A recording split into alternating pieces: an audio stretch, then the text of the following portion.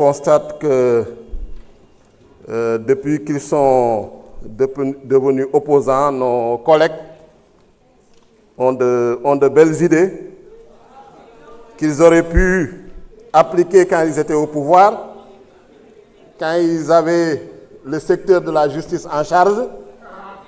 Et bon, maintenant, effectivement, ils auraient pu venir aussi en commission pour partager ces belles idées et qui auraient pu déboucher sur des amendements. Certes,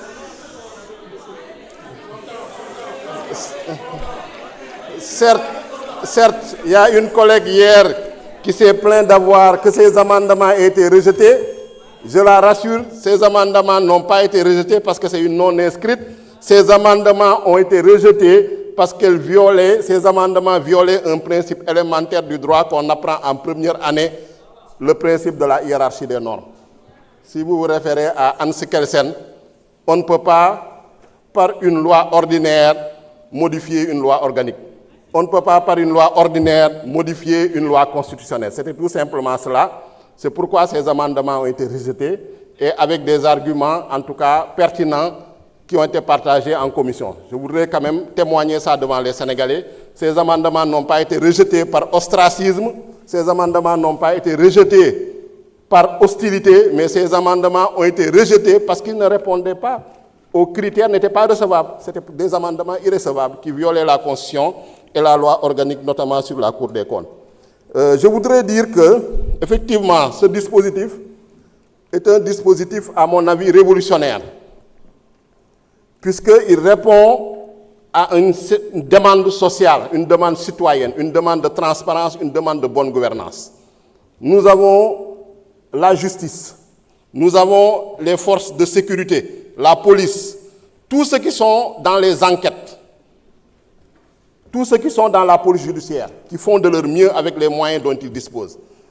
Mais malgré tout cela, ils ne parviennent pas toujours à déceler un certain nombre d'infractions, à déceler un certain nombre de crimes économiques, de crimes financiers ou des menaces ou des préjudices à l'intérêt général, comme il est dit à l'article 1er de la loi. Je pense que ici, l'article 1er de la loi donne quand même une définition de l'alerte.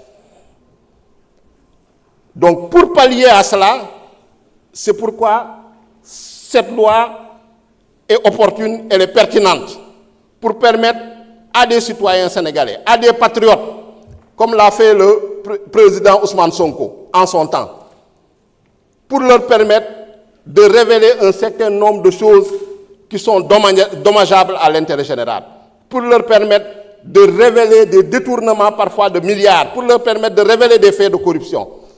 Et après avoir révélé cela, qu'ils puissent bénéficier d'une protection. Et la loi également prévoit des mécanismes d'incitation, des mécanismes également qui sont des compensations, qui sont des récompenses. Pour moi, ça n'enlève en rien au patriotisme, au civisme de ceux qui, en tout cas, vont utiliser ce mécanisme de lanceur d'alerte-là. L'autre chose, c'est également les prête-noms. On voit que beaucoup de détournements se font en utilisant des prête-noms. Et pour qu'on puisse débusquer, puisqu'on puisse déceler ces détournements-là, il faudrait inciter les prête-noms à se dévoiler. Donc la loi propose également un mécanisme pour permettre à ces prête-noms de révéler ces faits-là qui sont dommageables à l'intérêt général, de révéler ces faits-là qui sont dommageables aux ressources publiques, aux ressources naturelles. Donc c'est extrêmement important. Je pense que si on regarde tout le dispositif, toute cette architecture, en partant de l'OFNAC, la loi qu'on a examinée hier, de la déclaration de patrimoine, lanceur d'alerte, et tout à l'heure, avec la loi sur l'accès à l'information, on peut dire qu'on a un dispositif qui est robuste, un dispositif qui va permettre de lutter efficacement contre la corruption, de promouvoir la bonne gouvernance. Le reste, il nous revient, nous, en tant qu'Assemblée nationale, notamment à notre commission des délégations, de pouvoir suivre, de pouvoir évaluer l'efficacité de ce nouveau dispositif-là. Et c'est extrêmement important en vue de l'améliorer, en vue d'en éprouver l'effectivité et l'efficacité. Je pense que c'est de cela qu'il s'agit. Et nous vous félicitons, Monsieur le ministre, et nous encourageons à travers vous le gouvernement et son Excellence, le Président de la République. Honorable. Merci. La liste des orateurs étant close, je suspends pour 10 minutes.